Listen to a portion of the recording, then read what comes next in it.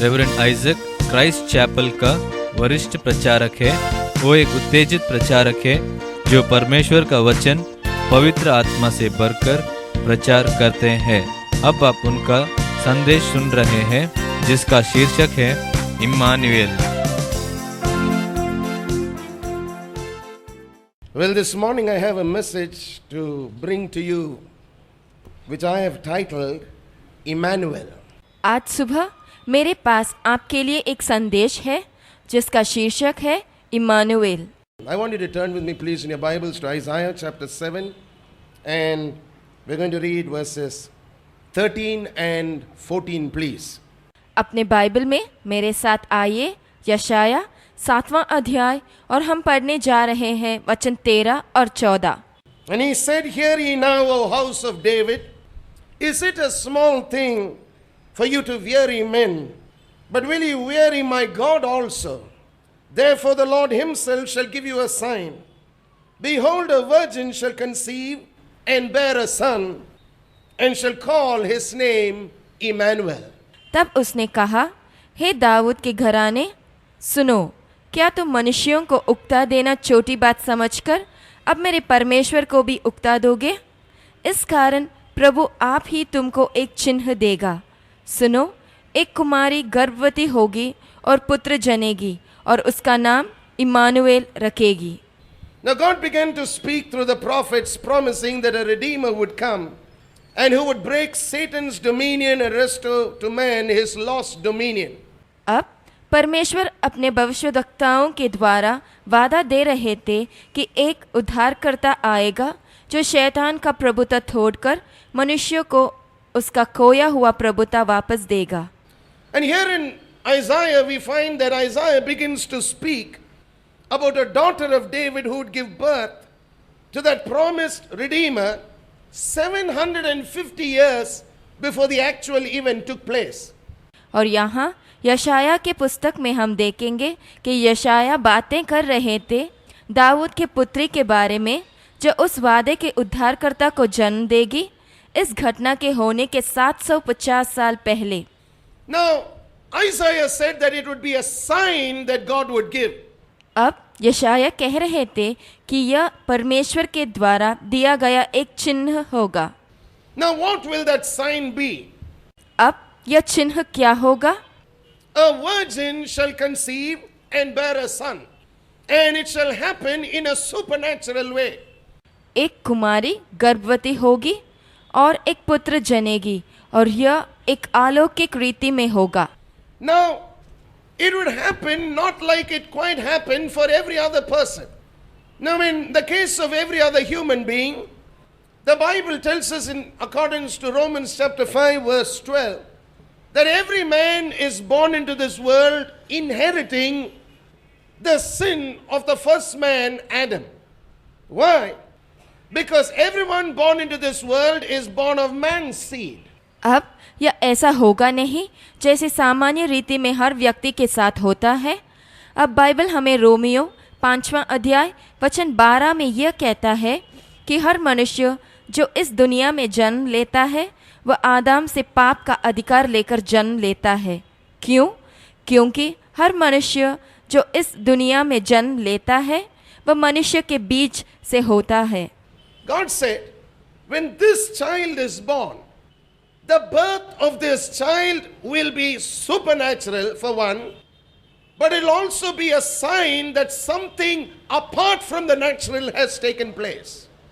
परमेश्वर ने कहा कि इस बच्चे का जन्म अलौकिक होगा और यह उस बात का चिन्ह होगा कि प्राकृतिक बात से कुछ अलग हुआ है। Now God said his word which was seed would by the power of God, the Holy Spirit, impregnate the woman, and for the first time a woman would encompass a man child. अब परमेश्वर ने कहा कि उनके वचन जो बीज है वह परमेश्वर के पवित्र आत्मा की शक्ति से एक कुमारी को गर्भवती बनाएगा और पहली बार एक नारी पुरुष की रक्षा करेगी। Come with me to Jeremiah chapter 31 please, and I want you to look at this unusual verse in Jeremiah chapter 31 And look at verse 22. A woman shall compass a man. मेरे साथ आइए यिर्मयाह अध्याय 31, और मैं चाहूँगा कि आप उस असाधारण वचन को देखें। यिर्मयाह 31 वचन 22। नारी पुरुष की रक्षा करेगी, ऐसा पहले कभी हुआ नहीं। It's never happened before. ऐसा पहले कभी हुआ नहीं। A woman will encompass a man. And in this case, it will be a man child. And because a woman would encompass a man, the Bible says the child that would be born would be referred to as her seed. Can I have an amen, please? एक नारी पुरुष की रक्षा करेगी, और यहाँ इस संदर्भ में वह एक पुत्र होगा। और क्योंकि एक नारी उसकी रक्षा करेगी, बाइबल कहता है जो पुत्र जन्म लेगा उसे नारी का बीज या उसकी वंश का बुलाया जाएगा। आमीन बोलिए। It will not be referred to as his seed, but it will be referred to as her seed. उस पुत्र को पुरुष का बीज या उसका वंश का नहीं, पर उसे नारी का बीज या नारी का वंश का बुलाया जाएगा। Now these are unusual scripture portions, and I would like you to highlight it in your Bibles, please. They're not just spoken to communicate something in the natural. They are spoken to communicate a spiritual truth that lines up with the birth of Jesus Christ. अब मैं चाहूँगा कि आप इन असाधारण वचनों को अपने बाइबलों में रेखा खींच कर रखें। यह सिर्फ प्राकृतिक में कुछ बताने के लिए बताया नहीं गया है, पर इसे एक आत्मिक सच बताने के लिए बताया गया है जो यीशु के जन्म से मिलता है। It's amazing that the Bible says that this virgin would just be the receptacle of the holy seed until he was brought forth. And when he is brought forth, the Bible says he would be called Emmanuel. Bible कहता है कि वह कुमारी सिर्फ एक पात्र होगी उस पवित्र बीज के लिए उसके जन्म लेने तक। यह आश्चर्यजनक है। और बाइबल कहता है उसके जन्म के बाद उसे इम्मानुएल बुलाया जाएगा।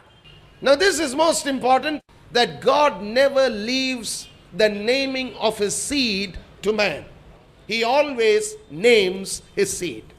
परमेश्वर अपने बीज को नाम देने का काम किसी मनुष्य के हाथ में देते नहीं, वे हमेशा अपने बीज को खुद नाम देते हैं।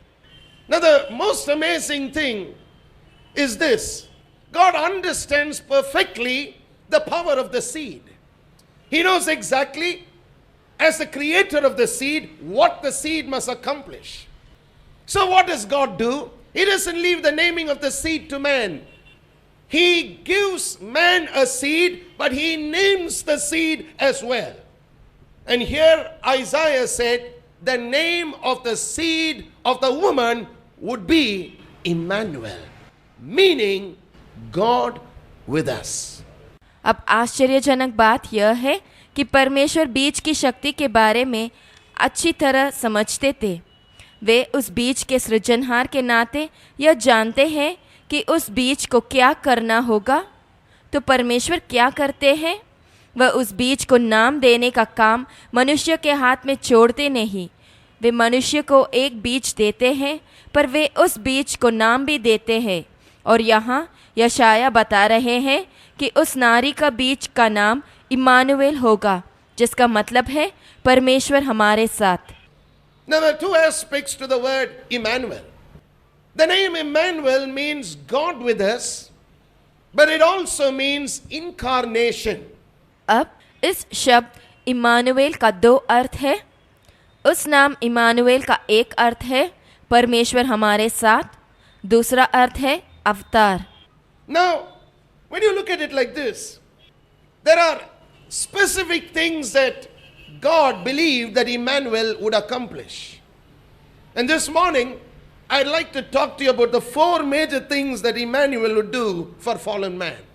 अब यह देखिए कि परमेश्वर मानते थे कि इम्मानुएल कुछ स्पष्ट काम पूरा करेंगे। आज सुबह मैं आपसे उन 4 प्रधान कामों के बारे में बातें करने जा रहा हूँ जो इम्मानुएल पाप में पड़े मनुष्य के लिए करेंगे। Now, the four major things that God believed that Emmanuel would do for fallen man starts off with the first thing. He would save his people from their sins. अब वो 4 प्रधान कामों जो परमेश्वर विश्वास करते थे कि इमानुएल करेंगे, उसमें पहला यह है कि वे अपने लोगों को उनके पापों से उद्धार करेगा। The first major thing that Emmanuel would do would save his people from their sins. Turn with me to Matthew's Gospel chapter 1 and verse 21, please. The Bible says, "And she shall bring forth a son, and thou shalt call his name Jesus. For he shall save his people from their sins." Now all this was done that it might be fulfilled which was spoken of the Lord by the prophet, saying, "Behold, a virgin shall be with a child, and shall bring forth a son, and they shall call his name Emmanuel," which being interpreted is God with us. पहला प्रधान काम जो Emmanuel करेंगे वो यह था कि वह अपने लोगों को उनके पापों से उद्धार करेगा। मेरे साथ आइए मत्ती के सुसमाचार पहला अध्याय वचन 21। बाइबल कहता है, वह पुत्र जनेगी और तू उसका नाम यीशु रखना, क्योंकि वह अपने लोगों का उनके पापों से उद्धार करेगा। यह सब इसीलिए हुआ कि जो वचन प्रभु ने भविष्यद्वक्ता के द्वारा कहा था वह पूरा हो। देखो, एक कुंवारी गर्भवती होगी और एक पुत्र जनेगी और उसका नाम इमानुएल रखा जाएगा, जिसका अर्थ है परमेश्वर हमारे साथ। God with us. परमेश्वर हमारे साथ। Now in John's Gospel chapter 1 verse 14, the Bible says, "The word was made flesh and dwelt among us." अब यूहन्ना के सुसमाचार पहला अध्याय वचन 14 में बाइबल कहता है, वचन देहधारी और हमारे बीच में डेरा किया। Now, it's amazing why Jesus would desire so much to identify himself with man in such a way. अब यह आश्चर्यजनक है कि यीशु का इच्छा था कि वे मनुष्य के साथ अपने आप को पहचाने। It is amazing because no one would like to take on themselves the nature of a fallen man. But the Bible says he appeared like a fallen man in his physical body, but on the inside of him there was a difference. And that's what I want to highlight to you this morning. यह आश्चर्यजनक है क्योंकि कोई भी पाप में पड़े मनुष्य के स्वभाव को अपने ऊपर लेना नहीं चाहेंगे, पर बाइबल कहता है कि यीशु बाहर से शारीरिक रूप में पाप में पड़े मनुष्य की तरह दिख रहे थे, पर उनके अंदर कुछ अलग था। इसी बात को मैं आपसे बताना चाहता हूँ। On the inside of every man who was born by virtue of being descendants of Adam, there was a dead spirit. But when Jesus was born, he looked just like you and I. On the outside, flesh and blood, but on the inside, he didn't have a dead spirit. His spirit was alive to God. Because like I told you a little earlier, he was not born of a man's seed. He was born of God's seed. The DNA of God was on the inside of him.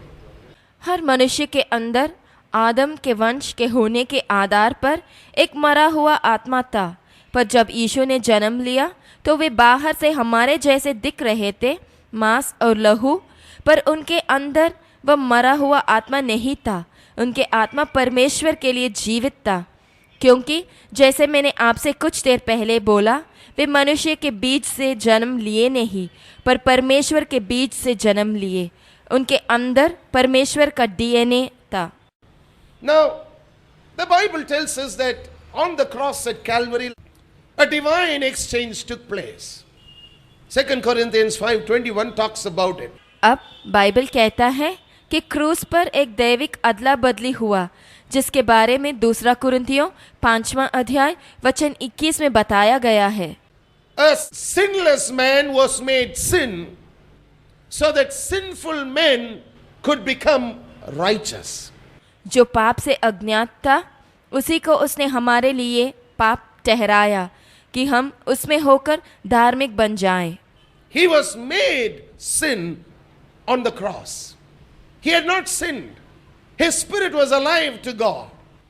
But on the cross, a divine exchange took place where God took the sins of the world, put it on his son, made him the sacrificial lamb so that sinful men and women could receive the righteousness of God. यीशु को क्रूस पर पाप ठहराया गया। यीशु ने पाप किया नहीं, उनके आत्मा परमेश्वर के लिए जीवित था, पर क्रूस पर एक दैविक अदला बदली हुआ जहाँ पर परमेश्वर ने दुनिया के पापों को अपने पुत्र पर डालकर उसे बलिदान का मेमना बनाया ताकि पाप में पड़े नर और नारी परमेश्वर के धार्मिकता को स्वीकार कर सके। Now, it was in that one swift moment that this divine exchange took place that makes Christmas the most meaningful thing for the born again believer. अब उस क्षण में जिसमें यह दैविक अदला बदली हुआ, इसी के कारण क्रिसमस नए सिरे से जन्म लिए विश्वासी के लिए इतना अर्थपूर्ण। Now every good salesman will know that no sale is closed till the payment is received. You can talk all you want. You can brag about your product. You can speak volumes of what you have.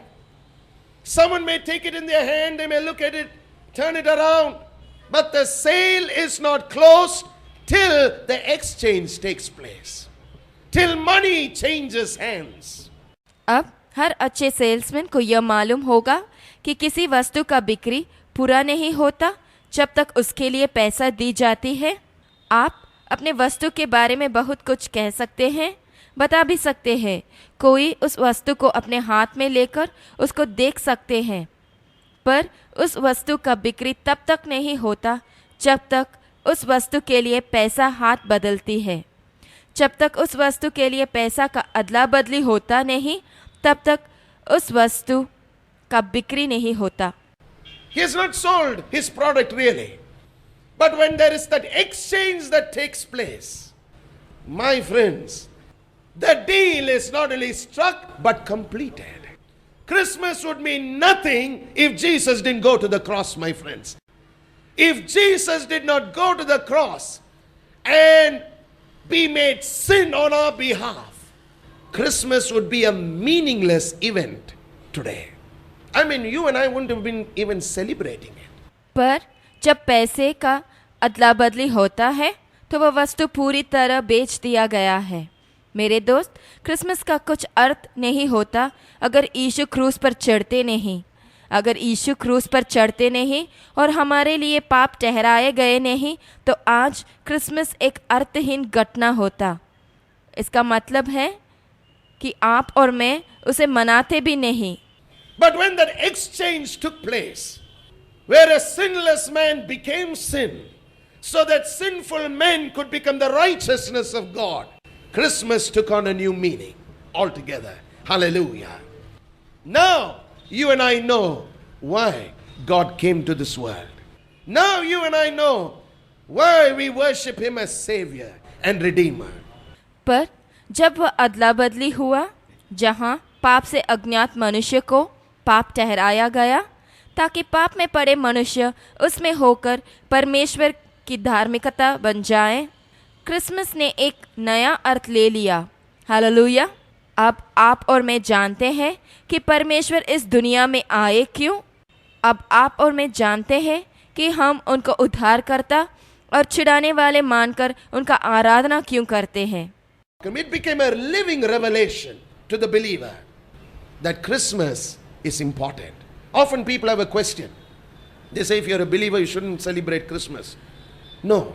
If you're a believer, you must celebrate Christmas like no one else celebrates. The others celebrate it the wrong way. Some of them drink themselves so badly drunk that they can't even celebrate. They're half the time puking. That's no good way to celebrate Christmas. You celebrate Christmas the right way, my friends. अब विश्वासी के लिए यह एक जीवित प्रकाशन बन गया कि क्रिसमस क्यों मुख्य होता है। अधिकतर लोग यह प्रश्न करते हैं, वे बोलते हैं कि अगर आप विश्वासी हैं तो आपको क्रिसमस मनाना नहीं चाहिए। ऐसा नहीं, अगर आप विश्वासी हैं तो आपको क्रिसमस ऐसे मनाना चाहिए जैसे और कोई मनाता ना हो। कुछ लोग क्रिसमस को गलत तरह मनाते हैं।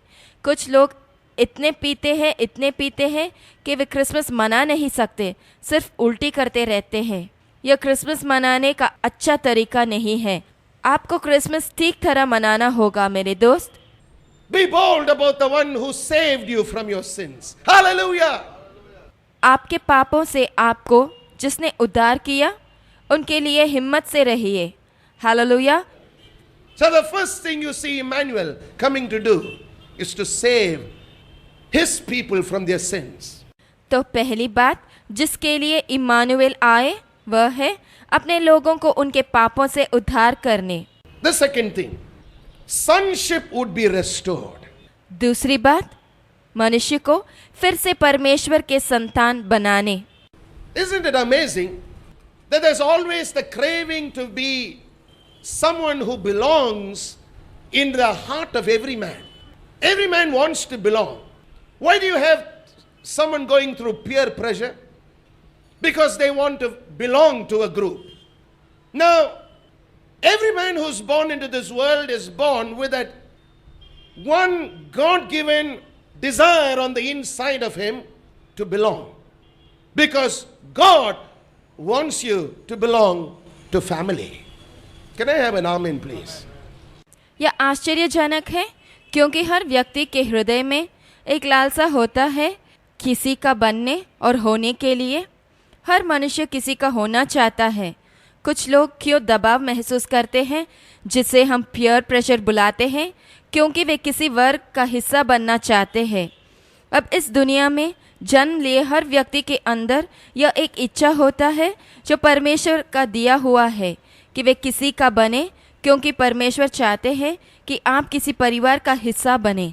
आमेन बोलिए। Now this is a God-given desire. It is God implanted in every man. The desire to feel wanted, the desire to feel loved, the desire to belong to family. अब यह परमेश्वर के द्वारा दिया गया एक इच्छा है। यह हर व्यक्ति के अंदर परमेश्वर के द्वारा रखा गया एक इच्छा है। यह इच्छा कि कोई उसे चाहे और उसे प्यार करे, किसी परिवार का हिस्सा बने। So the object of the incarnation was that man might be given the right to become a child of God. तो इस अवतार का उद्देश्य था मनुष्य को परमेश्वर का संतान बनने का हक दिलाने। Look at John chapter 1 verse 12 please. But as many as received him, to them gave he power to become the sons of God, even to them that believe on his name. देखिए यूहन्ना के पहला अध्याय वचन 12, परंतु जितनों ने उसे ग्रहण किया उसने उन्हें परमेश्वर की संतान होने का अधिकार दिया, अर्थात उन्हें जो उसके नाम पर विश्वास रखते हैं। Man could become a child of God and receive sonship only by receiving the nature of God. Now that nature of God became available to man when the nature of God was given to every man who believed in what Jesus did on the cross. मनुष्य परमेश्वर का पुत्र बने और संतान बनने का अधिकार पाए परमेश्वर का स्वभाव स्वीकार करके। अब परमेश्वर का स्वभाव मनुष्य को तब मिला जब उस व्यक्ति ने उस काम पर विश्वास किया जिसे यीशु ने क्रूस पर किया। What an amazing thing. God would give man his nature. That means you wouldn't have to walk through life with a warped mind. You wouldn't have to walk through life as a defeated man. You wouldn't have to walk through life as a sinful person. You wouldn't have to daily struggle with sin. You wouldn't have to be confused about sin, because residing on the inside of you would be the very nature of God. Now, as a result of that nature, man could come to God as a son. यह कितना आश्चर्यजनक बात है कि परमेश्वर मनुष्य को अपना स्वभाव देंगे। इसका यह मतलब है कि आपको जिंदगी के मार्ग में बिगड़े हुए मन के साथ चलना न पड़ेगा, आपको पराजित हुए व्यक्ति की तरह चलना न होगा और ना ही पाप में पड़े व्यक्ति की तरह चलना होगा। आपको हर दिन पाप के साथ संघर्ष करना न पड़ेगा। आपको पाप के बारे में कोई उलझन में पड़ना न होगा, क्योंकि आपके अंदर परमेश्वर का स्वभाव वास करेगा। अब इस स्वभाव के कारण मनुष्य परमेश्वर के पास पुत्र बनकर आ सकता है। Now this is an amazing thing. Often people want to know whether John 1:12 is the deciding factor about this thing about sonship. Yes. You may ask me, what do you mean, Pastor? You mean to say there were people who never understood or enjoyed sonship before Jesus came? Well, the Bible tells us that no one understood sonship till after Jesus came. In fact, sonship was a topic that most people didn't understand because they did not know how to approach God.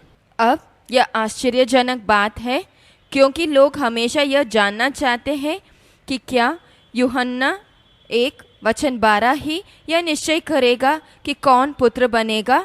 हाँ, आप मुझसे पूछेंगे, आपका क्या मतलब है pastor? आपका मतलब है कि यीशु के आने से पहले क्या किसी ने भी इस हक को समझा और अनुभव किया नहीं? बाइबल कहता है कि यीशु के आने तक किसी ने इस हक को समझा नहीं, पर यह एक ऐसी बात थी जिसे लोग समझे नहीं, क्योंकि वे जानते नहीं थे कि परमेश्वर के पास उन्हें कैसे पहुंचना होगा। He didn't understand how to do it. He didn't have the confidence to come before God. Why? Because every time he came and stood before God, the sin question, because it had not been settled in his heart, made him hide his face from God. परमेश्वर के पास पहुंचने का उनमें समझ नहीं था, परमेश्वर के सामने आने का भरोसा उनमें नहीं था। क्यों?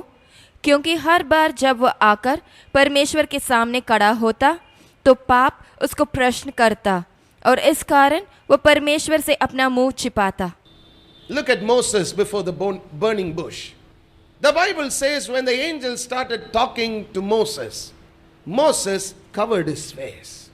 अब मूसा को देखिए, जब परमेश्वर के दूत ने जलती हुई झाड़ी से मूसा से बोला तो मूसा ने अपना मुंह ढांप लिया। Now sometimes people will say, well, that was Moses in an act of humility doing it. No. Moses was not doing it in an act of humility. He did it the moment he heard the word holy. अब कुछ समय में लोग बोलते हैं कि मूसा ने यह नम्रता में किया।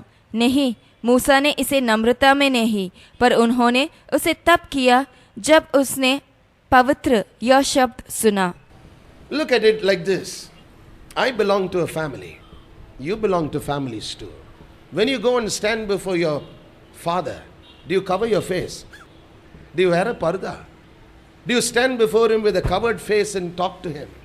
He'll think something's wrong with you. इसे ऐसे देखिए, मैं एक परिवार का हिस्सा हूँ, आप भी किसी परिवार के हिस्से हैं। जब आप अपने पिता के सामने खड़े होंगे तो आप अपना मुंह को एक पर्दा पहनकर छिपाते हैं क्या? आप अपना मुंह छिपाकर उनसे बातें करते हैं क्या? वे सोचेंगे कि आपको कुछ हो गया है।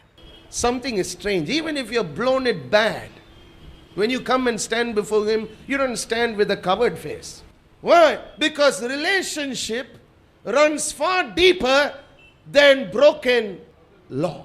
कुछ अजीब दिखता है, क्योंकि आपने जितना भी बड़ा गलती किया हो, जब आप उनके सामने खड़े होंगे तो आप अपना मुंह छिपाते नहीं। क्यों? क्योंकि रिश्ता और संबंध टूटे हुए कानून से भी गहरा होता है। He is a son still in the family.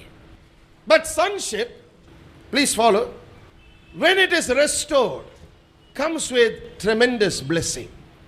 What is the blessing? That's the third thing that I want to share with you, that Emmanuel would do. वह अब भी परिवार में पुत्र होता है। ध्यान से सुनिए, संतान का हक वापस पाना यह अत्यधिक आशीर्वाद लाता है। आशीर्वाद क्या होता है? यही तीसरा बात है जो मैं आपसे बताना चाहता हूँ, जो इमानुएल करेंगे। He would get to know God as Father. वह परमेश्वर को पिता की तरह जानेगा। Man will get the awesome blessing of being able to call God Abba, Father. मनुष्य को यह विस्मयकार आशीर्वाद मिलेगा जिससे वह परमेश्वर को अब्बा पिता बुला सकेगा। Look at John's Gospel, chapter 1, verse 18. John 1:18. No man had seen God at any time. The only begotten Son, which is in the bosom of the Father, he hath declared him. That means you don't know the Father till you hear Jesus declare what the Father is to you. देखिए यूहन्ना के सुसमाचार पहला अध्याय वचन 18। यूहन्ना 1:18। परमेश्वर को किसी ने कभी नहीं देखा, इकलौता पुत्र जो पिता की गोद में है उसी ने उसे प्रकट किया। इसका मतलब है कि आप पिता को जानते नहीं, और जब तक आप यीशु को यह प्रकट करते हुए सुनते नहीं कि आपके लिए पिता क्या है। Who is the one who revealed the Father to us? No one else but the one who was begotten of him, the Son. वह कौन था जिसने पिता का प्रकटीकरण हमें दिया? वह किसी और ने नहीं पर उनके इकलौते पुत्र ने। Now, often you may hear people use a more colloquial usage of the word Abba, Father, and it makes people smile. But to put it like this, let me tell you, calling God the Father Daddy is not irreverent. Because the word Abba, Father, the word Abba, is one of the most profound words that talks of endearment. It talks of a high relationship with the one you're addressing as Father. बहुत समय में हम लोगों को अब्बा पिता को बोलचाल की भाषा में कहते हुए सुनेंगे और इसे सुनकर लोग मुस्कुराते हैं, पर मैं आपसे ये कहना चाहूँगा कि पिता परमेश्वर को डैडी बुलाना अश्रद्धा की बात नहीं है, क्योंकि वह शब्द अब्बा पिता बहुत प्यार और प्रेम के बारे में बातें करता है। यह एक ऊंचे संबंध का बात करता है उनके साथ जिन्हें हम पिता बुलाते हैं। Please get this right. The third thing about what Emmanuel will do is that he'll help us get a revelation of the Father. इसे अच्छी तरह समझिए।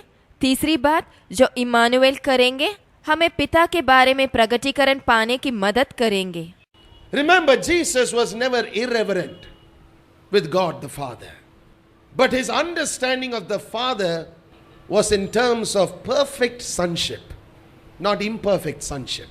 याद रखिए, यीशु पिता परमेश्वर को बहुत सम्मान देते थे, पर वह पिता को उनके पुत्र के रूप से जानते थे। Now that's what was amazing to the disciples.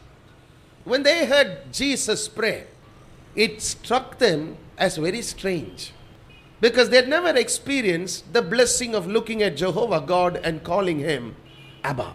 अब यही बात चेलों को आश्चर्यजनक लगा जब उन लोगों ने यीशु को प्रार्थना करते हुए सुना। यह बात उन्हें अजीब लगा क्योंकि उन्होंने यहोवा परमेश्वर को अब्बा बुलाने का आशीर्वाद अनुभव किया नहीं। They had never known that endearing way of addressing God the Father. Why? Because most of them had never known him as a God of love. उन्होंने पिता परमेश्वर को ऐसे प्रेम और प्यार के साथ बुलाना जानते नहीं थे। क्यों? क्योंकि वे परमेश्वर को प्यार के परमेश्वर की तरह जानते नहीं थे। They never knew God as a God of love. In fact, every religion of the world portrays the gods that they speak about as angry gods. Angry gods who must be continually appeased if you want something from them. वे जानते नहीं थे कि परमेश्वर प्रेम के परमेश्वर हैं। दुनिया के हर धर्म अपने अपने भगवानों का, जिनके बारे में वे बातें करते हैं, उन्हें क्रोध के भगवानों की तरह चित्रण करते हैं। गुस्से के भगवानों जिन्हें हर समय खुश रखना पड़ता है उनसे कुछ पाने के लिए। No wonder in every major religion of the world, you will find blood sacrifices still being offered as the highest form of appeasement. इसीलिए हर धर्म में अब भी बलि चढ़ाते हैं अपने भगवानों को खुश रखने के लिए।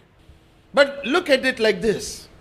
In John 3:16 we read about how for God so loved the world, he was loving the unlovable. He had no guarantees of how the world would react to his love. But the Bible says he still loved. Hallelujah. That's the major revelation that Jesus came to give man. That God is a God of love. पर इसे ऐसे देखिए, यूहन्ना 3:16 में हम पढ़ते हैं, क्योंकि परमेश्वर ने जगत से ऐसा प्रेम रखा।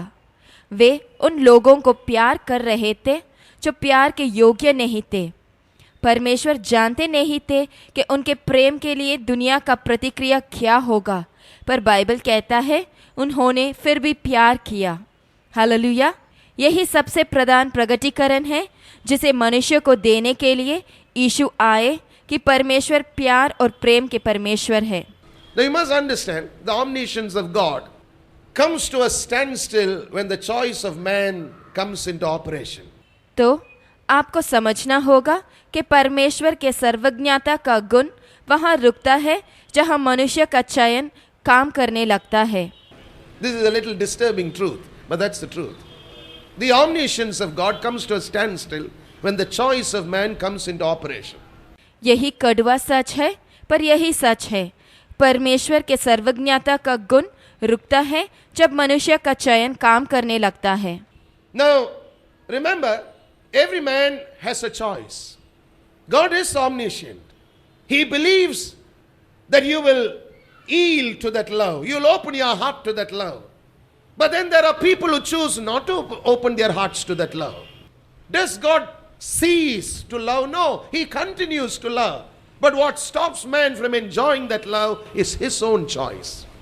Amen? It's his own choice. That's why choices matter. याद रखिए, मनुष्य का अपना चयन होता है। परमेश्वर सर्वज्ञता है और वे विश्वास करते हैं कि आप उस प्रेम और प्यार को लौटाएंगे। आप अपना हृदय उस प्रेम और प्यार के लिए खोलेंगे। पर कुछ लोग ऐसे होते हैं जो अपने हृदय को उस प्यार के लिए खोलते नहीं। क्या परमेश्वर प्यार करना रोकते हैं? नहीं, वे प्यार करते ही रहते। पर उस प्यार का आनंद लेने से मनुष्य को किस बात रोकता है? वह उसका अपना चयन होता है। आमेन। उसका अपना चयन होता है। इसीलिए हम जिसे चाहते हैं वह मुख्य होता है। God loves. He continues to love. But what hinders is man's choice. परमेश्वर प्यार करते हैं और प्यार करते रहते हैं, पर उसे मनुष्य का अपना चयन रोकता है। God decided, well, let me do something. Man is awfully confused about me. He doesn't know me. He doesn't know me as a God of love. Angels cannot fully comprehend my love. If they could, Satan wouldn't have fallen. So let me send someone who can fully comprehend my love and talk to man about me. I'll send my son. परमेश्वर ने निश्चय किया, मैं कुछ करूँगा, क्योंकि मनुष्य मेरे बारे में बहुत उलझन में है। वह मुझे जानता नहीं और प्रेम के परमेश्वर की तरह जानता नहीं। देवदूत मेरे प्यार को पूरी तरह समझ नहीं सकते। अगर वे ऐसे कर सकते तो शैतान गिरता नहीं। तो मैं किसी को भेजूंगा जो मेरे प्रेम को पूरी तरह समझेगा और मेरे बारे में मनुष्य से बातें करेगा। मैं अपने पुत्र को भेजूंगा। He wouldn't have become the originator of sin if he understood the love of God. Angels don't understand the love of God like you and I do. Because who has declared the love of God to us is God Himself, Emmanuel. Hallelujah. अगर शैतान परमेश्वर के प्यार को जानता तो वह पाप का जन्मदाता नहीं होता। देवदूत परमेश्वर के प्यार को समझते नहीं जैसे आप और मैं समझते हैं, क्योंकि परमेश्वर के प्यार के बारे में खुद परमेश्वर ने ही हमसे कहा है। Immanuel. Hallelujah. Finally, and this is a most powerful place that I'd like you to pay attention to. What did Emmanuel do? अंत में, और यही सबसे मुख्य काम है जो इम्मानुएल करेंगे, और मैं चाहूँगा कि आप इस पर ध्यान दें। Hebrews chapter 2 and look at verse 14 please. इब्रानियों 2 अध्याय वचन 14। इसीलिए जबकि लड़के मांस और लहू के बागी हैं, तो वह आप भी उनके समान उनका सहभागी हो गया, ताकि मृत्यु के द्वारा उसे जिसे मृत्यु पर शक्ति मिली थी अर्थात शैतान को निकम्मा कर दे। He wanted to beat the devil at his own game. No wonder he's a confused devil. He's an awfully messed up Satan. He can't understand Emmanuel one bit. It doesn't matter. Emmanuel was not meant for him to understand. God didn't send Emmanuel for him to understand. He sent Emmanuel for us to know that the devil is messed up and messed up good. परमेश्वर शैतान को उसी के खेल में मारना चाहते थे, इसीलिए शैतान उलझन में है, उसका हालत बुरा है। शैतान इम्मानुएल को समझता नहीं, उसका कोई बात नहीं। परमेश्वर ने इम्मानुएल को शैतान को समझने के लिए भेजा नहीं, उन्होंने इम्मानुएल को भेजा हमें समझाने के लिए कि शैतान बड़ा झंझट में है। Now the word destroy, I want you to just highlight it in your Bibles, please. Hebrews chapter 2 verse 14. It's a Greek word, katar gezer. It means to render impotent. अब वह शब्द निकम्मा कर दे उस पर अपने बाइबल में रेखा खींच कर रखिए। इब्रानियों 2 अध्याय वचन 14। वह एक ग्रीक शब्द है कठार गेजे, इसका मतलब है शक्तिहीन बना देना। Christ's death explodes death's power to intimidate, to dictate terms, to exact tribute, because the power of death is broken. I'm going to repeat it again. Christ's death explodes death's power to intimidate, to dictate terms, to exact tribute, because the power of death is broken. मसीहा के मृत्यु ने मृत्यु के शक्ति को जो डराता था, हुक्म चलाता था और जो सम्मान मांगता था, उसे उड़ा दिया, क्योंकि मृत्यु का शक्ति टूट चुका है। मैं इसे दोहरा रहा हूँ। मसीहा के मृत्यु ने मृत्यु के शक्ति को जो डराता था, हुक्म चलाता था और सम्मान मांगता था, उसे उड़ा दिया, क्योंकि मृत्यु का शक्ति टूट चुका है। Now till this point of time the devil was threatening man, intimidating man. What is the highest form of intimidation? Death. Now Jesus removed the power of death. So now people say heaven is a beautiful place. And that confuses the devil. He was expecting you to bawl and cry and make a big fuss.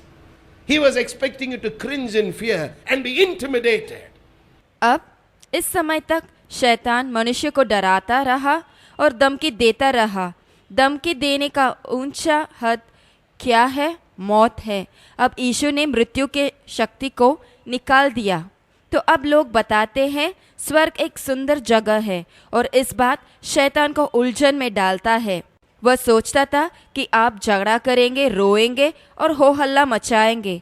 उसका उद्देश्य यह था कि लोग डर जाएं और पीछे हट जाएं। But now people are not intimidated by death. They know that death is a passage into the most beautiful of all places. Because the power of death to exact tribute has been broken. Hallelujah. पर अब लोग मृत्यु से डरते नहीं, वे जानते हैं कि मृत्यु एक रास्ता है सबसे सुंदर जगत जाने के लिए, क्योंकि मौत का वह शक्ति जिसे वह सम्मान मांगता था, वो टूट चुका है। Hallelujah. Satan has been rendered impotent. He has no power any longer. No wonder Paul said, I have two minds, one to go, one to be. But let me put it like this. You need me, so I'll stay. And it surprises people when they read Philippians chapter 1. Over and over again, they read the verse, they can't believe that Paul said it. But he said it. He said that choice to go lies with me. I'll go when my work is over. शैतान को शक्तिहीन बनाया गया है, उसका कोई शक्ति नहीं है। इसीलिए पौलुस ने कहा, मेरे दो चाहत हैं, एक मसीहा के पास जाना और दूसरा जीवित रहना। पर उन्होंने ऐसा कहा, पर मेरा रहना आपके लिए आवश्यक है, इसीलिए मैं रहूँगा। और लोग आश्चर्यचकित होते हैं इसे फिलिपियों 1 अध्याय में बार बार पढ़कर। वे विश्वास कर नहीं सकते कि पौलुस ने ऐसे कहा, पर उन्होंने कहा कि जाने या रहने का चाहत उनमें है। उन्होंने कहा, मैं अपना काम पूरा करने के बाद जाऊंगा। I'll go when I know that I'm not any longer required here on planet Earth. Jesus put it like this. He said, no man taketh my life from me. What do you mean? No man taketh my life from me. I lay it down myself. मैं तब जाऊंगा जब इस धरती पर मेरा आवश्यकता पूरा होता है। यीशु ने ऐसा कहा, कोई मेरा प्राण मुझसे छीनता नहीं। आपका क्या मतलब है? यीशु ने कहा, कोई मेरे प्राण मुझसे छीनता नहीं, मैं उसे आप ही देता हूँ। Now that must have been a confusion for Satan himself when he heard that statement. Because till that point of time, he intimidated man. He made man frightened of him. So man would do a lot of things. In fact, some people would even go as far as coming into covenant with Satan. अब इस बात को सुनकर शैतान उलझन में पड़ गया होता, क्योंकि उस समय तक वह मनुष्य को डराता था। इस कारण मनुष्य बहुत कुछ करता, इस हद तक कि कुछ लोग शैतान के साथ वाचा में आते। They would come into covenant relationship with Satan. They thought Satan was all powerful. No. When Jesus went to the cross, when Emmanuel, God with us, went to the cross and death was received by him, the Bible tells us the power of Satan to exact tribute was once and for all broken. Hallelujah. वे शैतान के साथ वाचा के संबंध में आते। वे सोचते थे कि शैतान शक्तिशाली था। नहीं, जब यीशु क्रूस पर चढ़े, जब इमानुएल परमेश्वर हमारे साथ हैं क्रूस पर चढ़े और मृत्यु को अपनाया, बाइबल कहता है कि शैतान का शक्ति जिससे वह सम्मान मांगता था वह हमेशा के लिए टूट चुका है। Hallelujah. Now listen good. Satan is a powerless foe as far as you are concerned. Don't ever sit and ascribe power and glory and authority to the devil which he doesn't have any longer. He'll get it if you give it to him. But Emmanuel stripped him of everything, made him powerless. अब ध्यान से सुनिए और अच्छी तरह सुनिए। शैतान एक शक्तिहीन शत्रु है। जहाँ तक आपका सवाल है, आप कभी बैठकर सामर्थ्य, महिमा और अधिकार शैतान को मत दीजिए जो उसके पास नहीं है।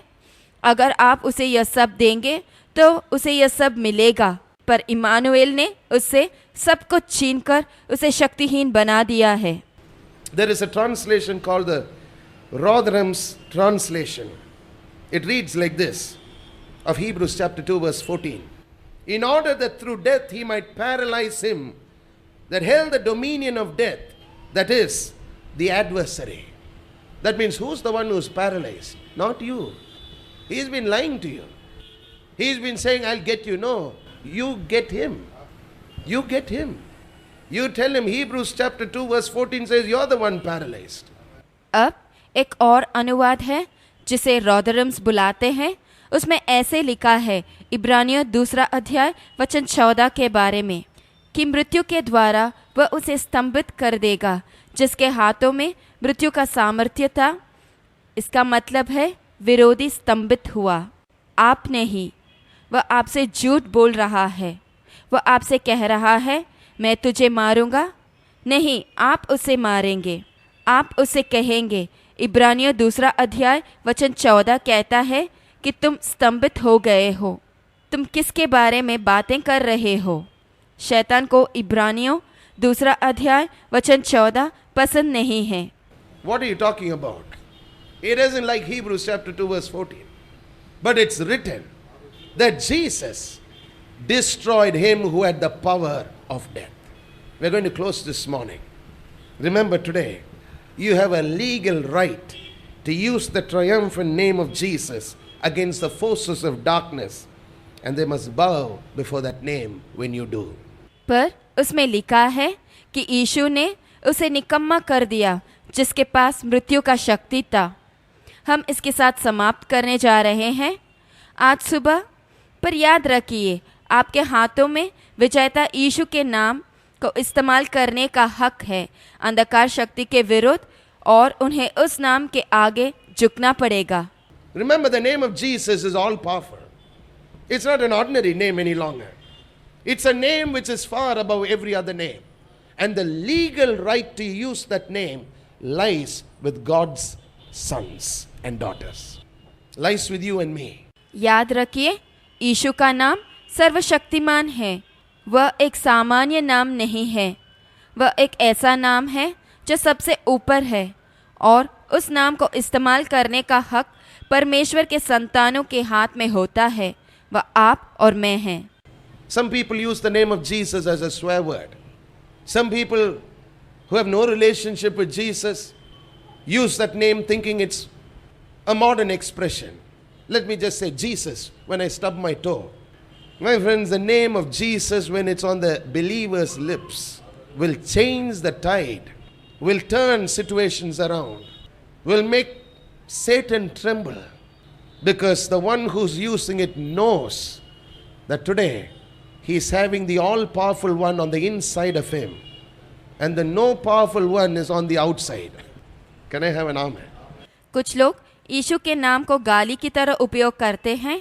कुछ लोग जिन्हें यीशु के साथ कोई संबंध न होता, वे उस नाम को इस्तेमाल करते हैं यह सोचकर कि वह एक आधुनिक शब्द है।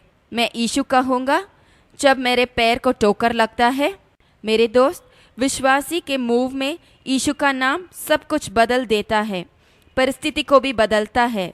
शैतान कांपता है क्योंकि वह जो इस नाम को इस्तेमाल कर रहा है वह जानता है कि उसके अंदर सर्वशक्तिमान परमेश्वर वास कर रहे हैं, और बाहर वो है जिसके पास कोई शक्ति नहीं है। आमेन बोलिए। He doesn't have power. Don't go around saying, but what about this, what about that? You find out what God did for you. You find out why Emmanuel came. My friends, it will transform your life. The four major things that Emmanuel came to give us is powerful. उसका कोई शक्ति नहीं है। आप यहाँ वहाँ जाइए मत यह कहते हुए कि इसके बारे में क्या और उसके बारे में क्या। पहले ये जानिए कि परमेश्वर ने आपके लिए क्या किया है। यह जानिए कि इम्मानुएल आए क्यों। मेरे दोस्त, यह चार प्रधान चीज़ें शक्तिशाली हैं, और जिसे हमें देने के लिए इम्मानुएल आए वह आपके ज़िंदगी को बदल के रख देगा। Save us from our sins. Restore sonship. Give us a revelation and a relationship with the Father. And finally, show us clearly that Satan is powerless. Hallelujah. हमें हमारे पापों से उद्धार करने के लिए, परमेश्वर के संतान बनाने, हमें परमेश्वर के बारे में प्रगटीकरण देने और परमेश्वर से हमारे संबंध बनाने, और अंत में हमें यह दिखाने कि शैतान शक्तिहीन है। Hallelujah. Let's bow our heads in a moment of prayer. हम सिर झुकाकर प्रार्थना करेंगे। Father, in the name of Jesus Christ of Nazareth, we're glad we're in the family of God this morning. Amen. Through your Son Jesus and through His blood. We're grateful for Emmanuel, God with us. पिता परमेश्वर, नाज़रेत के यीशु के नाम में हम आनंदित हैं कि हम परमेश्वर के परिवार में हैं। आज सुबह आपके पुत्र यीशु और उनके लहू के द्वारा हम कृतज्ञतापूर्वक हैं इम्मानुएल के लिए। परमेश्वर हमारे साथ है। Thank you, Father, for giving us the spirit of adoption, whereby we could cry out, Abba, Father. Abba, Father. We bless your name. धन्यवाद पिता परमेश्वर, आपने हमें लेपालकपन की आत्मा दिया है, जिसके द्वारा हम आपको अब्बा पिता बुला सकते हैं। अब्बा पिता, हम आपको धन्य कहते हैं। Precious Father, today is a glorious day of worshiping and celebrating a living God, celebrating victory that is ours, so Father, in Christ Jesus. And I pray your blessing will be abundantly seen in their lives. यहाँ मौजूद हर व्यक्ति के लिए धन्यवाद। पिता परमेश्वर, आज का दिन महिमा पूर्वक है, एक जीवित परमेश्वर की आराधना करने और उन्हें मनाने के लिए, उस विजय को मना रहे हैं जो हमारा है यीशु मसीहा में। पिता परमेश्वर, और मैं प्रार्थना करता हूँ कि आपका आशीर्वाद उनके जीवन में अधिक मात्रा में दिख पड़े। Every day be a day of rejoicing, celebration, Christmas in their lives, so Father, for they have Emmanuel with them. Hallelujah. उनके जीवन के हर दिन वे जय जयकार के साथ क्रिसमस मनाएं, हे पिता परमेश्वर, क्योंकि उनके साथ इम्मानुएल है। Hallelujah. Let every day be a day of blessing. Let every day be a day of fulfillment and joy. Hallelujah.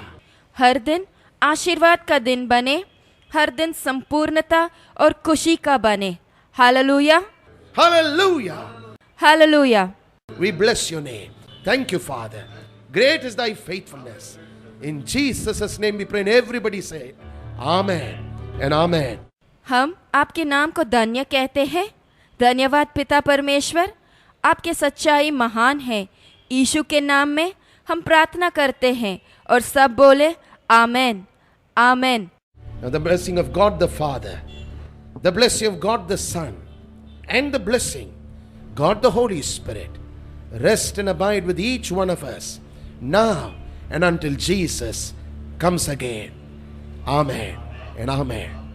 पिता परमेश्वर की आशीर्वाद, पुत्र परमेश्वर की आशीर्वाद और पवित्र आत्मा के आशीर्वाद हम पर रहे अब और सदा के लिए, यीशु के आने तक। आमेन, आमेन। रेवरेंड आइजक का संदेश यहीं पे खत्म होता है। रेवरेंड आइजक के दूसरे संदेशों के बारे में जानने के लिए और हमारे मासिक अंग्रेजी सूचना पत्र पाने के लिए, जो परमेश्वर का वचन से भरा है, हर महीने के लिए हमें इस पते पर लिखें। L Shaddai Christian foundation, post box number 2510, Chennai 600029, Tamil Nadu, India.